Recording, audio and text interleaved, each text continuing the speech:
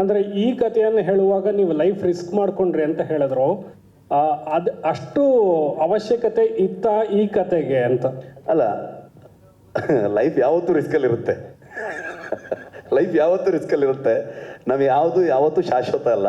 ಆದರೆ ಒಂದು ಸಿನಿಮಾದ ಬಗ್ಗೆ ಒಂದು ನರೇಟಿವ್ ಸೆಟ್ ಆಯ್ತಲ್ಲ, ಆ ಪಾಯಿಂಟಲ್ಲಿ ಹೇಳಬೇಕಾದ್ರೆ ನಾನು ಹೇಳಿದ್ದೆ ಅದನ್ನು. ಶೆಟ್ರೆ ಸರ್, ರಿಷಬ್ ಶೆಟ್ಟಿ ಸುವರ್ಣ ನ್ಯೂಸಿಂದ ಇಲ್ಲಿ. ರಿಷಬ್ ಶೆಟ್ರೆ, ಕೇಶವ ಮೂರ್ತಿ. ಇಲ್ಲ, ಒಬ್ಬರಾದ್ಮೇಲೆ ಒಬ್ರು. ಎಸ್, ಇಲ್ಲಿ ಶೆಟ್ರೆ, ನೀವು ಶಾರದಾ ಒಂದು ಮೈಕ್ ತಗೋಬೇಕು, ಅವಾಗ ನಿಮ್ಗೆ ಚಾನ್ಸ್ ಸಿಗುತ್ತೆ. ದಯವಿಟ್ಟು ಇಲ್ಲಿ ಪಾಸ್ ಮಾಡಿ ಸುನಿಲ್ mic ಕೊಡ್ತಾನೆ. ಶಾರದಾ ಮೇಡಮ್ಗೆ.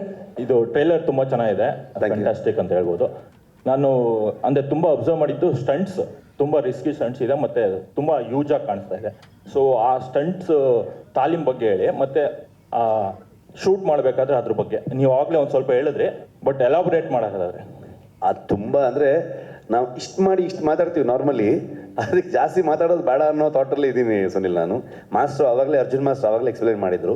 ಐ ಥಿಂಕ್ ನೀವು ಅದನ್ನು ಸಿನಿಮಾಲ್ಲಿ ಎಕ್ಸ್ಪೀರಿಯನ್ಸ್ ಮಾಡಿದ್ರೆ ಒಳ್ಳೇದು ಅಂತ ನನ್ನ ಒಪಿನಿಯನ್.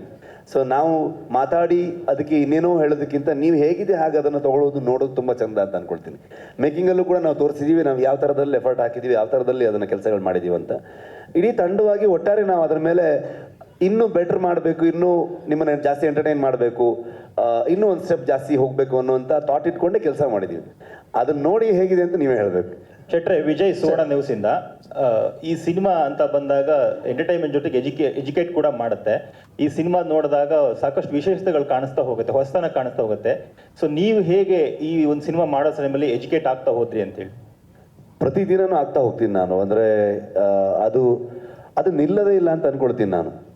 ಕಲಿಯೋದು ಎಲ್ಲಿವರೆಗೆ ನಾವು ಕಲಿತಾ ಇರ್ತೀವಿ ಅಲ್ಲಿವರೆಗೆ ಮುಂದೆ ಹೋಗ್ತೀವಿ ಅಂತ ಅಂದ್ಕೊಳ್ತೀನಿ ನಾನು. ಇನ್ನೂ ಕಲಿತಾ ಸೊ ಪ್ರತಿಯೊಬ್ಬರಿಂದನೂ ಕಲಿತಾ ಹೋಗ್ತೀವಿ.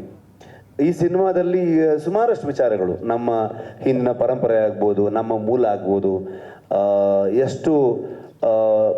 ಎಷ್ಟು ರಿಚ್ ಆಗಿತ್ತು ನಮ್ಮ ಕಲ್ಚರು, ಇವೆಲ್ಲ ವಿಚಾರಗಳನ್ನು ತಿಳಿಯುವಂಥ ಅವಕಾಶ, ಹೆಚ್ಚು ವಿಚಾರಗಳ ಬಗ್ಗೆ ಓದುವಂಥ ಅವಕಾಶ, ಕೇಳುವಂಥ ಅವಕಾಶ. ಕೆಲಸ ಮಾಡ್ತಾ ಪ್ರತಿಯೊಬ್ಬ ಮನುಷ್ಯನ ಅದು ಒಂದು ಬೇರೆ ಒಂದು ದಾರಿಗೆ ತೊಗೊಂಡು ಹೋಗ್ತಾ ಹೋಗುತ್ತೆ ಅಂತ ಅನ್ಸುತ್ತೆ ನನಗೆ.